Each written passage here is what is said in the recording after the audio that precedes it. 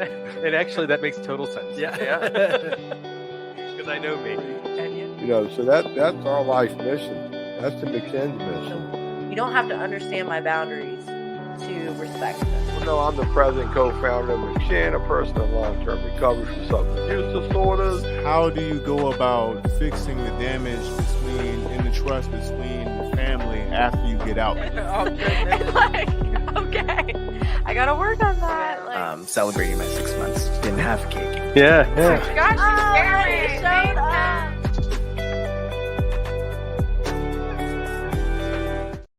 Hello, folks. John Shinholser here with the McShin Foundation in Richmond, Virginia, the co-founder, president emeritus, and currently senior peer.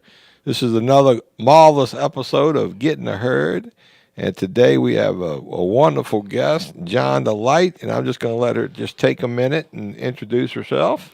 I'm Jonda Light. I work as a substance abuse counselor for Pinnacle Treatment Center. I also have my real estate license with Long and Foster. Been doing real estate since 2002. So you made some money then.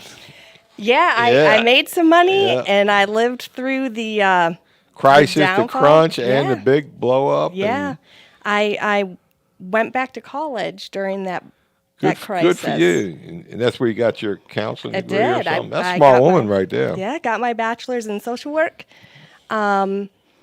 Played around with that, did some child protective services, adult protective services for Louisa County and the wonderful city of Fredericksburg. So you know old Rusty McGuire. I do. Yeah, He's my buddy. a gem. He is a wonderful, wonderful man. He loves protecting kids. Let me Yes, tell you, he man. does. You don't go in his courtroom messing around. No, I was very lucky to kind of finish I think my last year with Louisa. He was, Right. He's a beast, man. and he's wonderful. Yep. He's And great.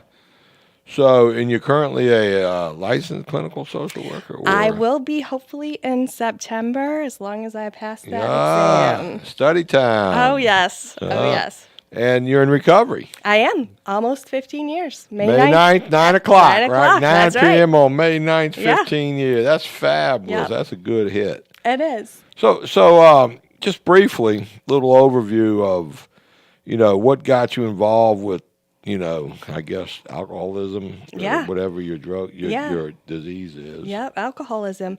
I had my first memorable sip at 8 years old. I finished about that much of a 40-ouncer of Miller Genuine Draft and was playing Monopoly with my older brother. And he asked, well, what does it feel like? And I said, I feel really kind of dizzy and just kind of... felt good. Yeah, I liked it felt good. So how long after that? Oh, boy, how long after that? Maybe like 10, 11, 12, 13. I think I started heavy into it about 14. Good. And then I planned I can actually party every Thursday night and take every Friday off of school and not get penalized for missing those days. Wow, that's a smart girl Yeah, right there. right? Hell yeah. So you grew up in, you said... Ludington, Michigan. Michigan. Yeah. Is that way up or? That is in the middle of the hand. Oh, I got it. In the middle of the mitten. We are known for the Badger. A lot of good golf courses up that way. A lot of good golf courses. Yeah, I always played golf really well, half-cocked. Well, have you ever tried it sober? I have. You didn't like it? I do, but here's the difference. When I played when I was using, I would play a full 9 holes, and it didn't matter if I sucked or not. Right. Now it's like, okay, I just hit a really good hole. I'm done for the day. Oh, I got you. Yeah. So I might get 1 or 2 holes in. We got a golf tournament coming up. You ought to play in it. Put a team in. Bring a team. You'll have fun. It's all fun. It is fun. It's captain's choice. Oh, that's the Yeah, best. so it doesn't matter if you're good or not. Just bring 3 other people with you. In between you got to have a decent shot. Yeah. That's not a bad idea. Yeah, when is that again? The 19th, I believe. I'll give you a little flyer That before you sounds go. good. Yeah, it's important to come play in these tournaments. It is. So drinking was your thing. Did you do other drugs? I dabbled. So I explored cocaine. I explored Xanax. I hate marijuana. I think that was it. No acid, mushrooms. No, psychs? and I tried. I did try acid, but it was like somebody had the little piece of paper, Oh, and I was blotter. like, You yeah. just took a little hit. I was like, rip it in half. Well, rip it in half again, and rip it in half again. So you didn't really get off. No, and I'm Right. okay with that. I Right. have tried mushrooms. No, I just Right. alcohol All right, was mine. good for you. Now, did you ever get in trouble with drinking, or just? Oh, yes. Ooh. The policemen were like, "You're hanging out with her. She's not a good girl." You had a reputation. Yeah. Well, I was a sweet girl. I was a Right. really good girl when I wasn't using, but I just thought that I could drive really well. Oh, so you got DUIs? I did. I got 2 in 6 months under the age Damn. of 18, I believe. Oh, you were a juvenile. Still. Yeah, yeah. So when did you know you had a real problem that you better do something? I didn't really realize it until 30 years old. 30 years old. 30? So did you go to college I did. and you graduated? Well, I went to I did start college. I made it through a year and a half. I just did community college at the time because I was bartending. And That's a good part-time job for college. it was great. I know you had Loved fun. it. Yeah, I had a blast. Learned a lot. A lot of good skills come Did from you that. graduate? I did not. Not till later. Yep, not till later. So when I So what would your parents or your family think of all this? I mean, Oh, well, I come from a long line of alcoholics okay. on my paternal side. My dad went into recovery when I was 14, so right when I was blooming. is he still alive? He passed away a couple years ago of a heart attack. Well, I'm sorry to hear that. Thank Did he you. stay sober? He did. How long? That's a long time. Oh, man, 14 to 85. I think it was 85 when he passed. So whatever that is. I can't do the math. I can't I don't know either. how old you are. So. Oh, Wow. Yeah. So 14 from that would be 34 years. Mm-hmm. It's a good hit. yeah. So you had a great relationship with your dad. Man, I adored my dad. He was the best. He Nice. was wonderful. I was the apple of his eye. I could do no wrong, and he gave me the keys to his vehicle at 13 with And he got to keg see of you in beer in the back. recovery too. So He did. That was really good. Yeah. That's quite a blessing. Yeah, yeah. So you got brothers or sisters? I have. Oh yes, I do. I had at one point 6 brothers and 1 sister. They have addiction of any kind, or No, okay? nope. You were it. You picked up the family curse. I did. 3 of my brothers were adopted. 2 were half brothers, and my sister is. We are full. Share Right. the same biological Full parents. siblings. Yeah. Good. Yeah. Did you ever get married, have kids? I did. I have been married twice. Oh, boy. First one was very young to a Coast Guard guy. Great guy. Yeah, Coast Guard. God bless them. Yeah, yep. But it lasted like 2.5 years. We both were party animals and kind of oil and water. Right. We just didn't. You mix married your well. drinking buddy. Yeah, yeah. Didn't Yeah. work out. Did you have Nope. kids by him? Nope. All right. Nope. Met Romeo a man, number 2. Romeo number 2. Briefly, I was engaged before Romeo number 2 and had a daughter. My drinking destroyed that relationship. Probably one of the toughest heartbreaks of my life. Didn't learn. So here you are with Right. the child and the ex. Yeah. But you knew it was drinking related. Yeah. I didn't know until sometime later. But at the time you knew you had to know something was up here. I actually was blindsided. Ooh. Yeah, I hit the depths of despair on that one. Like, begged my mom. My mom came out to stay with me for a couple weeks, and I begged her Where to were you stay. living then? Fredericksburg, Virginia. Okay. Yep. Now, how'd you end up in Fredericksburg? The Coast Guard guy. Oh, but they don't have no Coast Guard in Fredericksburg. His family lived there, so he decided to get out, go back to school. We lived in their in-law suite. They're wonderful people. Right. Wonderful family. Got it. Yep. I lived there for a minute. Yeah, Years a minute. ago. Yep. Well, you're only about a minute old. Trust me, I'm over a minute. So you got your ex-husband, I'm assuming, the father of your other children? So we never got married. Okay. We're Living in sin, I got it. Yeah, living in sin. He's a wonderful man, chiropractor in Fredericksburg. I'll give a shout out to Dr. Andrew Reno. If anybody knows him, he's the best. If you need any chiropractic relief. Up there. He's the Fantastic. man. Yeah, he's the man. Good relationship with him now. He's remarried. We all have a very good relationship. Good. Yeah. That's the way it should be. You got kids around, man. And you said Absolutely. you got 3 children? I have 2 daughters, 20 and 13. Romeo number 2 was daddy to the second one. We were married 11 years, 12 years together, about 13 years. Okay. I got sober with him 2 years into the marriage. I decided to jump into recovery, Okay. and that was due to him leaving, my drinking, but some other things that were distracting him as well. I had to learn early on in recovery that I can't change what other people do. So if I wanted to make the marriage work, I had to accept he was going to have alcohol in the home. Right. And so I So it was difficult adapted. you getting sober with alcohol in the house. It was and it wasn't. So You didn't get rid of him because of alcohol in the house, did you? no, Okay. different reasons. Right. Very different reasons. Art, sound okay? Yeah. So you're not currently married. No. Uh-oh. I see them eyeballs shooting across the room here. That's not a good sign, Art. Art's fairly new. Just celebrated a year. Yeah. Yeah. Congratulations. Thank you. He followed directions. Art, no relationships for a year. He's done everything right. Well, A year and a day, he comes to me, well, how about that relationship piece? I said, you're on your own now, buddy. You did your year. yeah. Were you able to make the plants live? Keep a plant No, alive, he never right? tried a plant. Nah, kind of. But he got a green thumb. Yeah. Yeah, He's good with plants. that's good.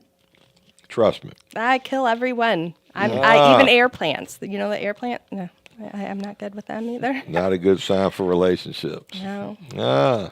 So, to speed things up a little bit, Yeah. you went to school, you become a counselor, you're going to Yeah. be a therapist, you Yeah. sell real estate. Yeah. You seem to be a nice lady, you know. Yeah, I opened up a gym. That was You opened up a gym? I did. I opened up a gym at Lake Anna. That was I think the demise of. The marriage. marriage. Oh, yeah, businesswoman in the house. Yeah. Did you make money at it? I was only open a year. Long story short, he is a plumbing contractor and builds houses and had a big warehouse, and I took a Little front. space in there. Yes. Right. So when the marriage started falling apart, The gym fell. the gym fell Oh, apart. there goes the Yes, gym. but it was wonderful. Best experience You ever. still work out? I try to. You try I do. to. I try to. Busy schedule. I hear you, man. It's tough, man, when you is. when you work and you can't do all the things you really wanted to do. Yeah. So now you work for Pinnacle Treatment, correct? Yep. And you are a counselor? Or, Yep. and Supervising. Supervisor. Good for you. Supervising in social work. Now, yeah. Pinnacle, they came to Richmond a few years back. Yep. How long you been with Pinnacle? I've been there, just celebrated a year last month with them. Prior to that, I was an intensive in-home counselor. Really? Yeah. For who?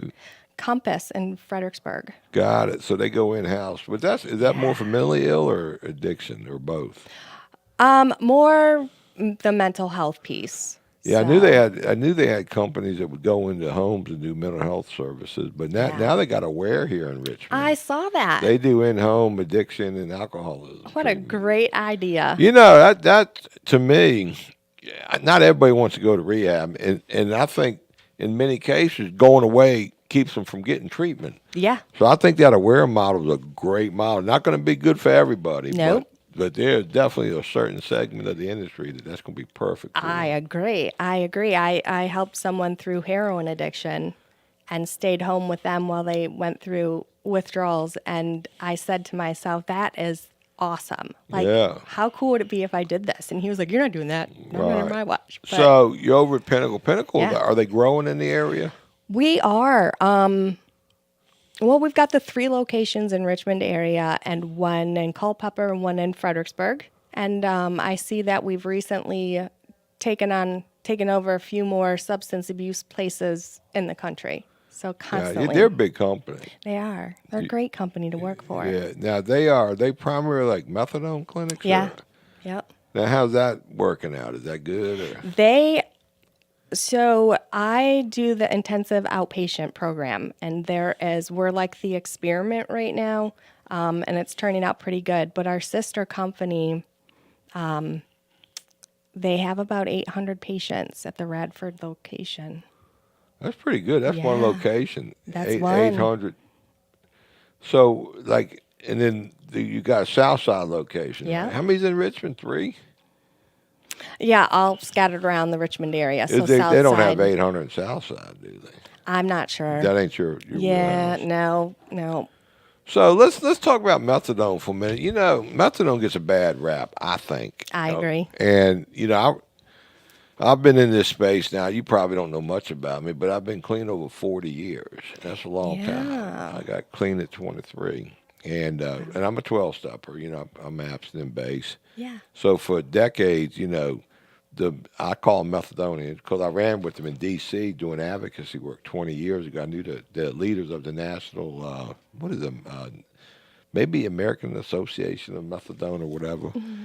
But that started my first thoughts on methadone was it's a harm reduction tool. Yeah. And that's what we called it back then, harm reduction. Yeah.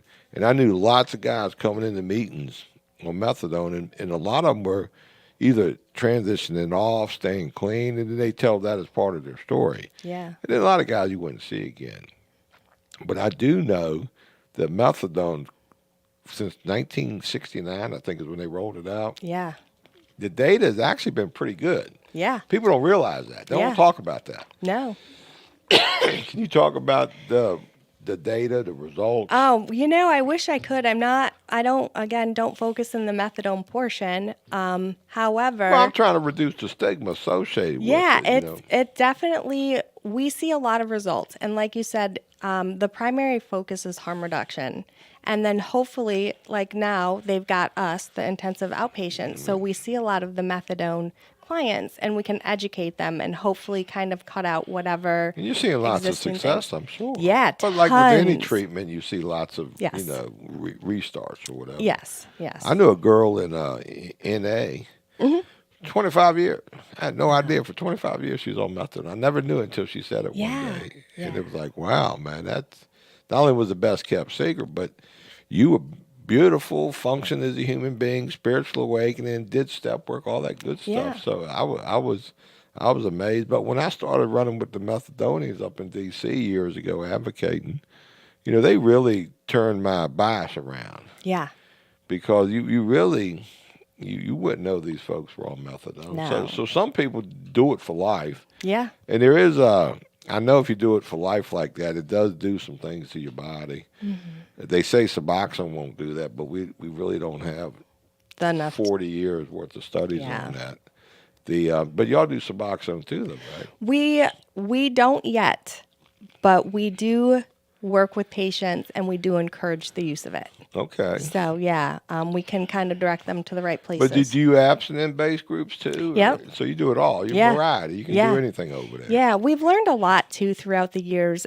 We have an adolescent program as well. That's good. Now I know that used to be FCCR, right? Yeah. Yeah, they had a great adolescent program. Yeah. And you all were able to keep that and carry it forward? Yep. So we're still hanging on to it. And you know, we've learned that a lot of times kids, they have a different mindset. Oh, who you telling that to? You know, totally different, man. Absolutely. So we've learned, like, hey, you know, we might not be able to keep it abstinence-based, but if we can reduce the harm, or even if we can get them to cut back, that's better than where they started. Now, can you prescribe to juveniles? No, you can't. No.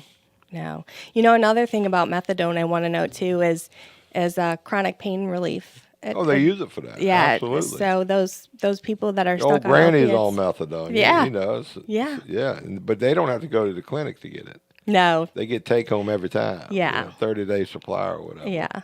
Y'all do take home though, right? Mm-hmm. So if a person does really well, they get a 30-day supply, or is it... I don't know if they go that far out. I know they do. They'll do several weeks. Oh, that's good. Yeah. Good. Yeah, it's convenient, and you know, it's a good way to build that rapport and the trust, and they like to see you over there at least for 15 minutes. So you got to pop in and Now let's drop back on your own journey. Did you go to rehab 15 years ago? I did not. You just went into an AA meeting. I fell to my knees in my bedroom and prayed. And if you've never experienced the spiritual awakening or don't believe in it, I had one. And it ever since. You got one on the front end. Yeah. Man, it took me 15 years to get a full-blown spiritual awakening. I had doses of one as I did my step work. Yeah. But it was really about 15 years clean when I knew I arrived, man. It's something special, Bill isn't W. it? talks about that in the big book. Yeah. He says some people get the burning bush and some people might take them a lifetime. Yeah, it's... I think once you get it, it's magnificent. It really... Well, you find your purpose. Right. You find your calling. Yeah. And that's real important because, I share all the time. I facilitate a group here, and I talk to people every single day. I've always been involved hands-on with newcomers, never lost that. Yeah. But the bottom line is new people, basically, their mindset is one centered around finding ways and means to get more. Mm-hmm. Okay, so if you can transfer that mindset into a mindset of, okay, your will, not mine, and you find a purpose, that calling, and okay, like my purpose is to try to help people, and I chase that every single day, like I chase getting high every day. Yeah. And it just simply works. Yeah. It's hard to explain. Yeah. But I'm good at demonstrating that to people too. Like I'm really good with the knuckleheads that you would think would never make it. I said, just get in the car. Just shut the hell up, get in the car. Where are we going? If we got to ask, don't get in the car. Because sometimes it might be a few days. We might be heading out of town. But there's something magnetic about hanging out with old timers, windshield time. Yeah. Watch that person go through life, live life on life terms, whether it be for 3 hours or 3 days. Mm-hmm. Let some of that rub off. We give hope. Yeah. You're a hope dealer. Yeah, exactly. I'm a hope dealer. Art's a hope dealer. Yeah. That's what we do here at McShin. We're a foundation full of hope dealers. Yeah. We've got all lived experience in the building. 25 folks, all lived experience. And I know a lot of the treatment centers now are hiring people with lived experience. Yeah. And I imagine Pinnacle's got quite a few over there. I can name at least 3 that are in recovery. Good. Yeah, that I know for sure. And y'all got housing too, don't you? We do up in our Leesburg facility. Y'all had one here though, didn't you? I'm not familiar. Not since you've been here. Yeah, not since I've been here. Yeah, I thought I went to an opening one day of a house here, Pinnacle. We had a grand opening not long ago for the IOP. Right. Yeah. But I think 2-3 years ago, I thought I went to something over in Southside. But anyways, maybe the new building. They might come and go. There was a building, but they had a house they were getting ready to open. Huh. I'll have to look into that. I could be wrong. So what do you see as some of the big challenges at work, in the recovery piece? I think, well, we see it all, but I think the first one is getting patients to realize that they can do it. So busting the denial and the trust factor. Yeah. So look, we know we've been where you've been. Yeah. We know what time of day. Yeah. You got to give yourself a break. Yeah. Just listen to us for a little while. Yeah. Give yourself some grace. Yeah. Especially, I've had so many patients that come in that were court-ordered, and they're like, I'm just doing it because I'm court-ordered. I have no intentions. But I think they're the best ones. I love a court-ordered one. Oh, yeah. And when you can see that change, it's amazing. I'm a byproduct of court order before they had court orders. Oh, yeah? Yeah, I was 23 years old. I was in the Marine Corps between my second and third deployment. Okay. And the colonel said, look, you're a problem. They wanted, kick me out. I had some real charges on me. Could have been court-martialed. But the colonel said, look, you're going to go to the brig or you're going to go to rehab. And the 2 things I knew about the brig was the food sucked and the women were fake. So I went to rehab. But the good news was the rehab was run by old-timers in recovery. Yeah. And this was the Marine Corps barracks. I mean, I'm talking concrete floors, center block walls, steel racks and wall lockers, men on the big side of the barracks, women on the little side, and they had an armed guard with a 45 separating the 2 of us, so there wasn't no hanky-panky going on. Yeah. But every night they take us out to 12-step meetings.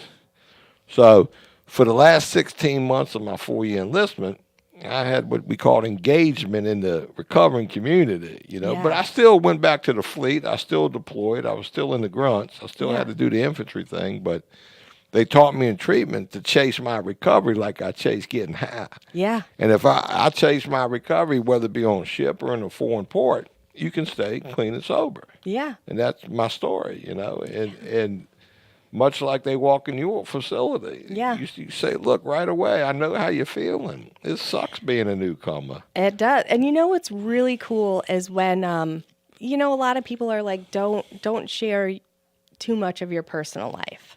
Well, I find that when my clients, when I share that I'm in recovery, it's a whole different. Oh, that's the hope thing. shot. Exactly. I mean, oh my God, monkey see, monkey do. Exactly. I did it, you can too. Yeah. Yeah. It's easy. Yeah. Well, we make it look easy. Exactly. We make it look easy. And I try to explain to them too, like, it's really a simple process, and that's the problem. It's so easy and simple. It's hard. Addicts and alcoholics, they try to outthink a thinking disease. And you can't Exactly. outthink a thinking That's disease. right. Just trust me on this That's one. right, yeah. Whatever your name is, put Anonymous by it. And, Betty Anonymous ain't a good, solid program. Right. But you go to Alcoholics Anonymous or Narcotics Anonymous or find a pathway with success, Yeah. you're probably going to do okay. Yeah. I mean, it's as simple as that. You It get really what is. you get when you do what you do. Exactly. Yeah. So, okay, the getting newcomers to pay attention and smell the roses, that's a challenge for everybody. We get it here too. Yeah. But we're lucky. Yeah. Because we do an in-house recovery program. They actually live in our sober living. They come over here for a 28-day program. We deliver curriculum to them, a tried and true curriculum facilitated by recovering people. And, we don't have the bells and whistles you get in the clinical treatment, but we certainly get the leadership and the responsibility vision. Oh, absolutely. And it's just amazing. And it's always that first 2 weeks is the hardest. Yep. The light bulb goes off week 3, week Yep. 4, and then half of them stay on in sober living, and half of them probably go back to boyfriend or girlfriend or whatever. Yeah. And we see them in 90 days. Oh, yeah. Absolutely. Absolutely. I haven't seen too many people come back yet. So I guess that's a good sign. Well, that's a damn good sign. Yeah. Man. Court must have gone good. Yeah. So far. Well, you're a year in it. you Yeah, know. I'm only a year in it, but One thing I know, we probably got, I don't know what the math is, maybe 7,000 alumni in 19 years. But one thing I noticed with the opiate epidemic being what it is, I've never seen anything so fatal. I mean, I can, every Wednesday night, we got 150 participants in our Wednesday night house meeting. Wow. And it's like, look, here's the facts. yeah. Within 3 years, 10% of you going to be dead. That's just a fact. I'm not making this up. I'm not playing God. Yeah. But if you mess with opiates, if you messing with fentanyl, you got a third chance of being dead, a third chance of being incarcerated, or a third chance of being on Suboxone in Yeah. recovery, whatever the new numbers are. Yeah. But if you pay attention to the recovering folks, that can be your story Yeah. 3 years from now. That's the Absolutely. story you want. Exactly. You want to be an old timer. Exactly. Opiates, it's scary. I was talking to a patient today about, our teens and our youngins coming up and what, people experiment. Oh, we're doing a horrible job with prevention right Yeah, now. it's Because you're terrible. right. Kids, I don't care where you come from. Yeah. Once you hit puberty, the boys are going to outdo the other boys and the girls are going to try to outshine the other girls. Absolutely. And if they ain't getting their needs met, they're going to use whatever tools are available. They're going to act Absolutely. out. Yeah. And, that's why, I'm a big harm reduction guy. I don't believe in the way our system is. I really don't like the way they've created black markets Yeah. for all these dangerous drugs. And, part of me thinks they really ought to not only more than just decriminalize it, but we got to figure out a way to do away with the black market. Yeah. And the only thing I can think of is have some sort of system in play where if you're going to do this stuff, at least get something that you know what it is. Yeah, I agree. I fully agree. Look at opium, for example. Just look at the history of opium. Now, seriously, how many people you know have overdosed smoking opium? None. None. Thank you. And I think it's hard to overdose on smoking opium, but I do realize there's a lot of folks gonna get addicted bad. Yeah. And that's if you read the history books from back in the turn of the other century, the 1800s to 1900s, you'll notice, you can read how bad the opiate addiction got, but there wasn't a ton of overdoses as much as just people getting grossly addicted. Yeah. And if you think about it, nobody can, you can't overdose from cannabis. I mean, that's almost impossible. The you look at mushrooms, you can't overdose from these drugs. Now alcohol you can kill yourself. Oh yeah, You're sure perfectly can. legal, but you can kill yourself quick on Yep. alcohol. So and if like powder cocaine, yeah, you can have a heart attack. Yeah. No question about it. You can damage your nose. Yeah. But you typically get an opportunity to do an intervention because you'll see the guy that needs help with the bleeding nose. Exactly. So just a handful of drugs, if you were to somehow create a legal market for them, take the black market off the table, all that money we're blowing in criminal justice, we can now blow in healthcare. Exactly. I mean, it's not that complicated. It's not. I didn't mean to get down this rabbit hole. No, but that's okay, because that was funny. I was thinking about, all the things that do need to change in our system and politically, and it's like we just need some real people with some real answers and solutions instead of lining their pockets to get it out Well, there. special interest drives policy. That's right. And you look at the interest with the most money, and that's where the policies Yeah. are coming from. And there's no money in recovery. No. So you'll never see a recovery special interest. I mean, God knows we try, and we lend our voice when we can. And I do a class on our First Amendment, freedom of press, freedom of speech, freedom to petition your government. Yeah. So I guess to the day I die, I'll be a proponent of this, but it probably won't go far. But it does remind me, Yeah. if you think about it, you ever heard of Narcan? Yeah. Well, see, 10 years ago, nobody heard of Narcan. Yeah. That McShin went down to General Assembly and got that bill passed. Oh yeah. And it was not a popular bill. People thought people were going to die. Kids Yeah. were going to be way worse, and it turned out to be one of the best things in the streets Absolutely. in Virginia. And the Good Samaritan bill, we advocated hard for that. So I guess historically, looking back, we've done some good advocacy work. And I think as time goes on too, with just getting rid of the stigma with it, and that it is a disease. More voices are coming through and speaking up and trying to get that change. Stigma. You should have seen this like 23 years ago now when I first went to the General Assembly, Yeah. trying to help get funding for the Community Service Board so they could have more money to do more work. Oh yeah. It's like it worked out. They got a little more money, but I noticed nobody was really embracing recovery. Right. It was more about business. Yep. So that's why we got started 19 years ago, almost 20 years ago. And it was like, we need a recovery connection point where people can come, hang around recovery people, mirror what they do. Yeah. But now, fast forward, here I am, I'm just, light bulbs are going off as I'm saying this stuff. Richmond was rated number, I think, 6 or 8 in the country for recovery community. And that's got to be because of the work McShin has done all these years. Because we got like 5 or 6 recovery community organizations right here in this municipality.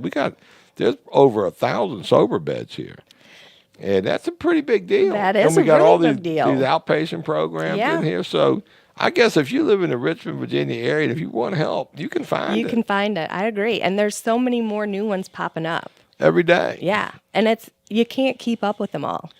And there's a lot of people out there. They want to, what do you say? Harp on treatment. Like they're bad. They're killing people. They're not getting their job done. People don't realize all treatment is time out from drug use at best. Yeah. Treatment's a sprint. Recovery is a marathon. Yep. And treatment is where you discover you need recovery. Yep. And if you can pay attention and follow the suggestions, chances are good you're going to do okay. Yeah.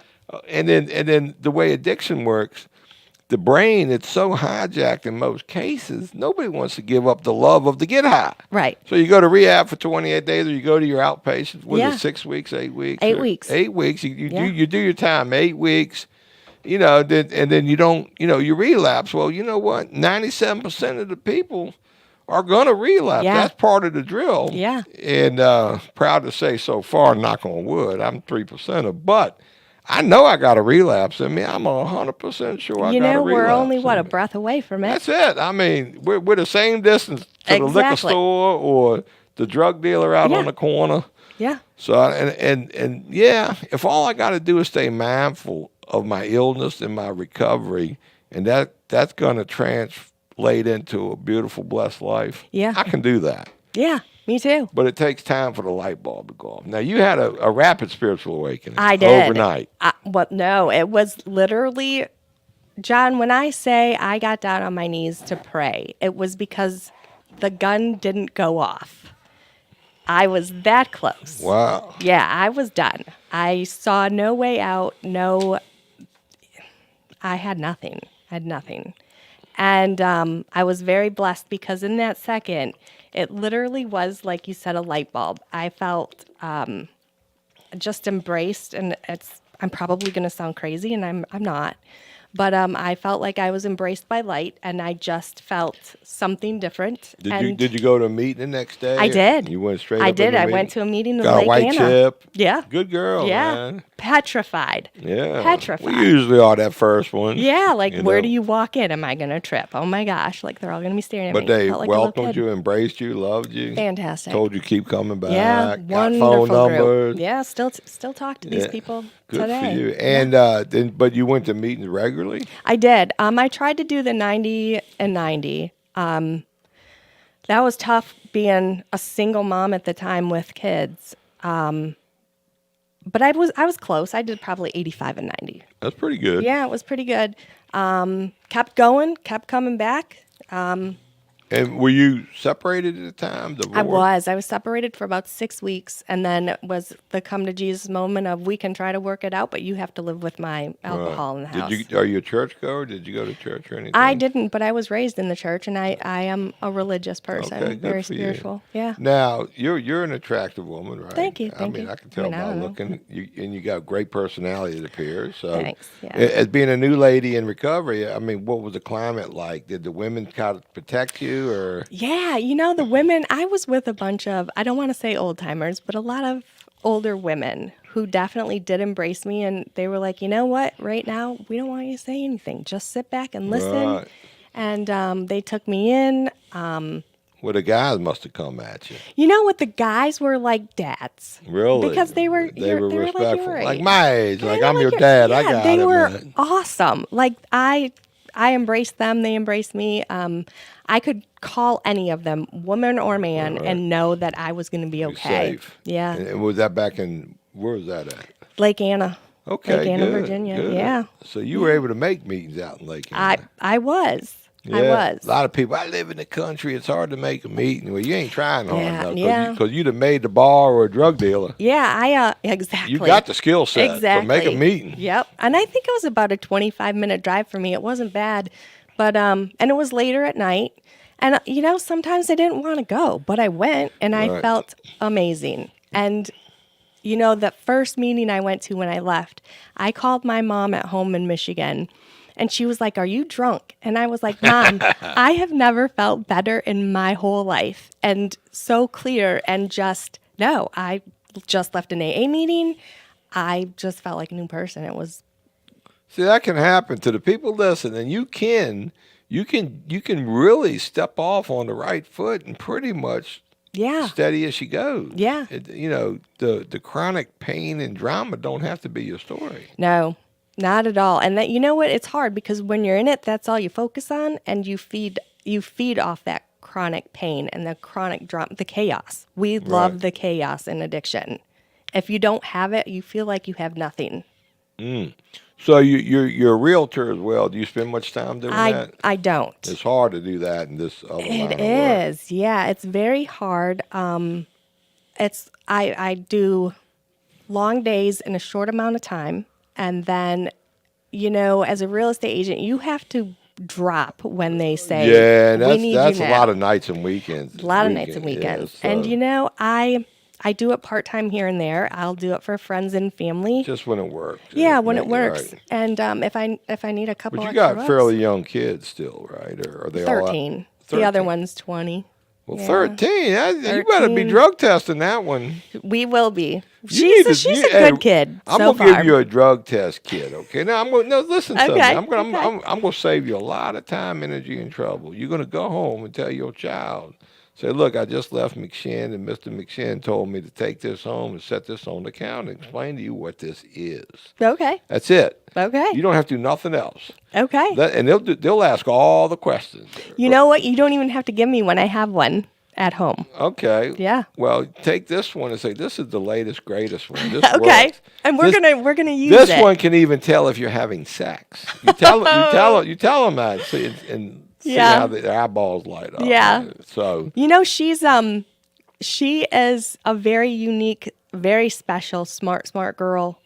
She blew me away a few years ago when she was like, "Mom, I'm a Christian.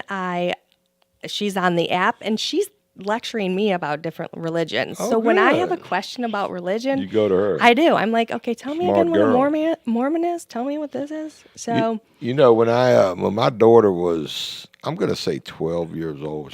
She wasn't 13. I give her a first drug test. She grew up in recovery, so Oh, she yeah. knew all about this. yeah, And then she started crying when I give it to her, and I'm thinking, oh shit, what are you crying for? You know, and then she goes. She was sniveling and crying, holding back tears, and she said, "Well, I kissed Bobby." I said, "Well, we're really not testing for that, but I appreciate you sharing that with me." And I don't think it was. I love it. I don't know what kind of kiss it was, but yeah. didn't show up on a drug test. Yeah, she has a boyfriend. She's not allowed to. I hope her dad's not listening because he will kill her. Well,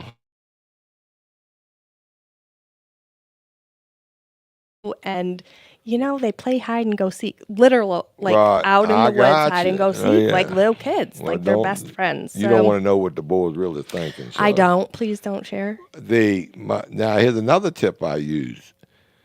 I always kept drug test kits on the counter on the refrigerator, and my daughter through high school, every time she brought a boy in the house, I would meet him and show him the drug testing. I said, "Look, I'm not testing you tonight, but if I see you in the house again, you're gonna have to take this drug test." I never saw the same boy twice, probably until about 11th grade or 12th grade. So early tactics kind of I work. like that. I'm gonna do that. And then another thing I would do, I would get my daughter and all her school friends at the kitchen table, Yeah. and I put $100 on the table. And I said, "Look," and I give them a piece of paper and a pen. I said, "Just write down all the names, just first names only. I don't need last names of everybody you know that's been experimenting with drugs or alcohol in your school." And this is Hanover High School. Oh, they love that. So they would right away, and I mean, it was like I'd get 200 names, and I'm going, "Wow, man, there's that Yeah. many." They're not lying. Yeah. They will gladly write down the first name of everybody they can think of, get that $100. It was yeah. like almost a game sometimes. So it's everywhere in every It school. is. You cannot get around it. So No. that's why I say schools got to do better prevention. I agree. I was just gonna say, what are your thoughts on that? What do you do? How do you? I would, if I was in charge, because I'm not, because my tactics are probably too effective. But I would probably parade in a bunch of 18-year-olds that they just took off the streets and Yeah. show the girl, this is what you're going to look like in a year from now. Yeah. I mean, seriously. I mean, bring in the guys out on the corner, the ones that smell really, really bad. Give them something they can go home and never forget that odor. Right. I do think the vehicles they put in front of high schools is effective. It worked for me as a kid. Even though I drank and drive, it was still Yeah. impactful. Yeah. I would definitely do class trips to lockup. Keep doing that kind of stuff. I would. I mean, the Department of Education will never do this, but when these kids overdose, I would if the family allows it. Not the kid's family, but the deceased family. Yeah. I'd roll them in on a gurney, put them right there in the lobby of the high school, and let these kids walk by a body and say, "Look, this is what drugs do. This is real Yeah. prevention." Now, on top of that, and this is something they can do, instead of constantly preaching drugs are bad, drugs are bad, drugs Right. are bad, they need to start preaching drugs are bad, but 80% of you are going to test them before you get out of high school. Right. And 20% of you are going to become addicted and have a major problem. And when that happens, help is available, and it's okay to ask for help. Yeah. They got to make it okay to ask for help. Yeah. And, and I think 20% of the kids will probably never touch nothing because some prevention will work. Yeah. But it's a variety package. I here. agree. It's not a one size fits all for any Yeah, of us. and the kids that have problems, every high school in Virginia should have a recovery club. Right. Plain and simple. They I got agree. chess club, Latin club. You should have a legitimate, respectful recovery club. Absolutely. And they say the opposite of addiction is connection. Absolutely. Absolutely. I picked up on that in my first meeting. Yeah. I looked around the room and thought, I'm going to like this place. Yeah. Yeah. So, yeah, you got to, let recovery be the new high. Yeah, exactly. And that's just not what they're doing. They're constantly pounding, stigmatizing, locking them up. Yeah. Maybe not as bad lockup, but they get them in the criminal justice system. Yeah. They get that shame. They get them, they get them, they give them a title. It's just terrible. I don't really mind the title, but they got to make recovery cool for kids. Exactly. Because you're seeing kids over there at Radford. Oh, yes. And they're feeling like shit when they go up in there. They just want to act out and be a dick. But if you could really somehow show them some really cool recovery stuff and make it give fun. them something to do. These kids have to have an outlet. They have to have something to do, and they have to. It's so hard as a kid to reestablish your friend group. Right. So how do you do that? How do you do that as a kid? Like, I have to reinvent myself. Yes, you do. Well, you gotta bring them all these kids in and say, "This is your new group. These are your new friends." I think right recovery here. is a great idea, and maybe that's something we can do next. I got a friend in NA now. He's I don't know how old he is, but he came into NA at 16 years old.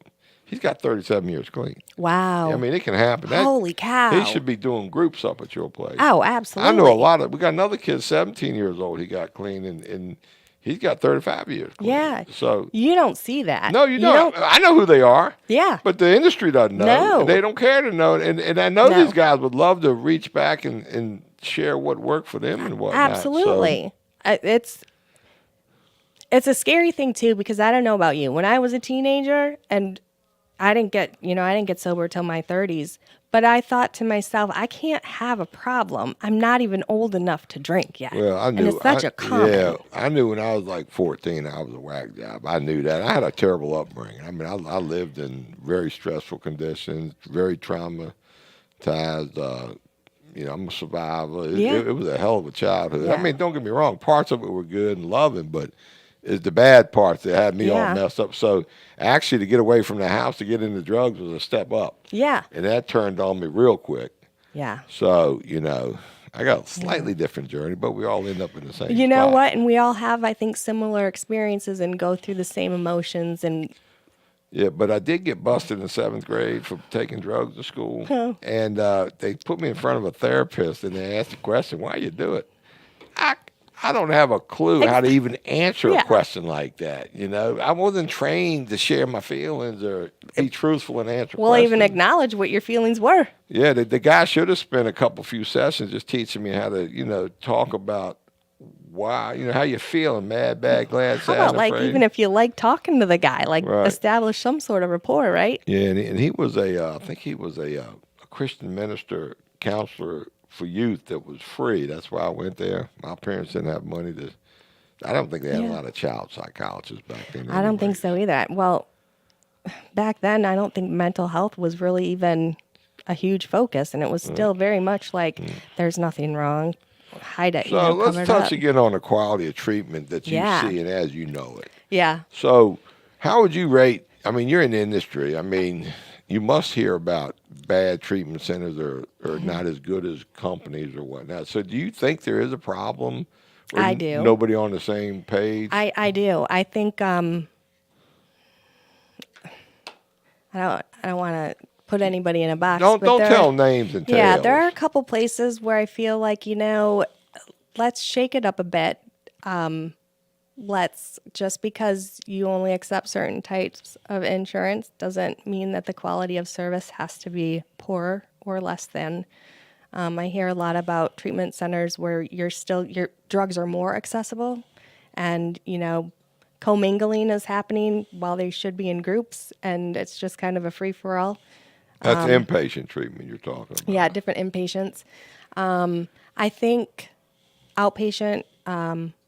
I don't hear a lot of bad things about too many outpatient places or intensive outpatient places. I think there's a lack of intensive outpatient places, for sure.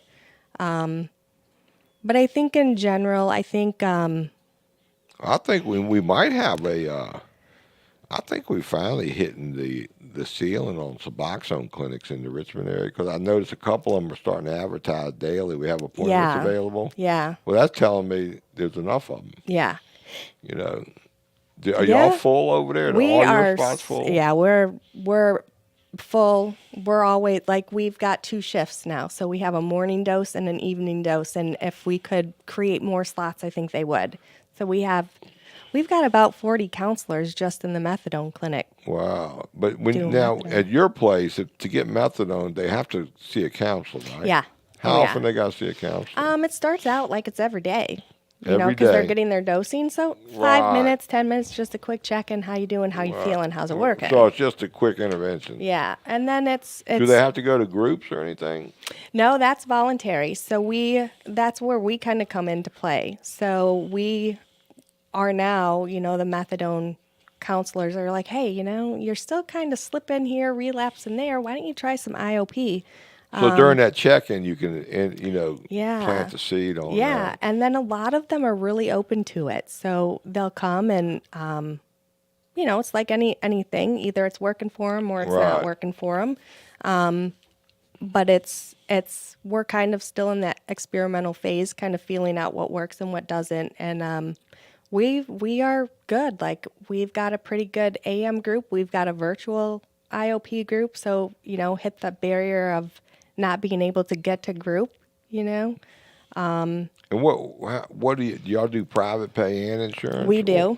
What's a private pay cost? Oh, private pay for individual session is about $35 for an hour. For the 3-hour IOP, it's $105 per day, and that's 3 times a week.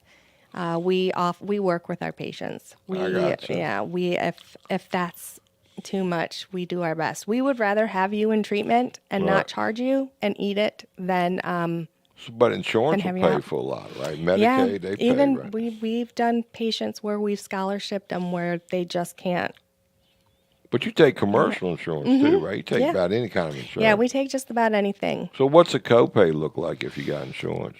Anywhere from $20 to $25. I've got some patients that are $10. I've got some patients that are Well, the completely Medicaid covered. doesn't have a copay. Nope, no So- copay with Medicaid. That's No. good. Yeah. So what if you just private pay for your daily dose? What's that cost? For the methadone, I don't know. I can tell you about intensive outpatient, but methadone, I'm That's not not your 100%. wheelhouse. Yeah. Got it. Yeah, we're not even in the same building, which is unfortunate. Hopefully one day we'll have a big enough building To be in both. Yeah. Well, I see a lot of empty real estate out there, so it's hard to get a permit to move those things, though. You know what? Takes an act of the Congress to move. insurance is terrible. Yeah. I got friends that opened up these places Yeah. that you now work at, and to get a permit to do methadone at a location, oh my God, you probably have a better time, easier time opening up a hotel for registered sex offenders than you would methadone. I think so. It's it's like you said, it's still that stigma. The thought behind it is Right. they're bad people. They've got problems. There's going to be So theft. There's going to who's be the fights. best methadone clinic in Richmond? Do I need to That's say? a baited question. That is, I got to stick with my people. Pinnacle. You know, Absolutely. I tell you what, I never really hear bad things about Pinnacle as a Yeah. methadone clinic. So you must Yeah. be doing something right. Yeah, I think so. I think we have a lot of really good counselors and they care. Like they truly Right. care. And like you said, there's that piece of wanting to help. And I think we're really good about finding our niche and our way of addressing clients and meeting them at where they need to be met to kind of help build that rapport and make them comfortable. Yeah, what's your typical newcomer? Is it an opiate, a fentanyl, or is it prescription? or We is it- go in, I don't know about you guys, but we go through phases. So we'll get a hit of, not long ago, it was cocaine and Adderall. Everybody was doing cocaine and Adderall.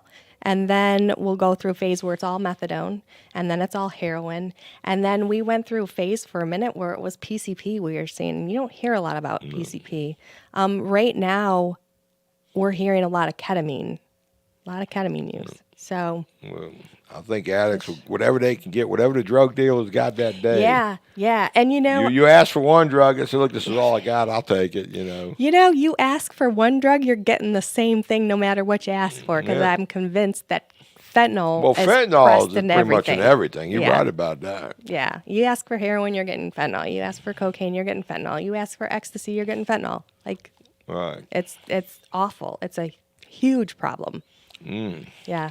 All right. Well, we're coming up on about an hour. Anything you'd like to add, or did we miss anything? I think we did. I really enjoyed myself. Thank you for having me. Well, you're easy to talk to, and Thanks. you know I'm a talkative guy. I think. Yeah. Art, you got anything for us? Did we cover everything? No, that was great. It was Appreciate good. it. Yeah, Think thanks for so? coming on. Yeah, maybe we can do this again sometime.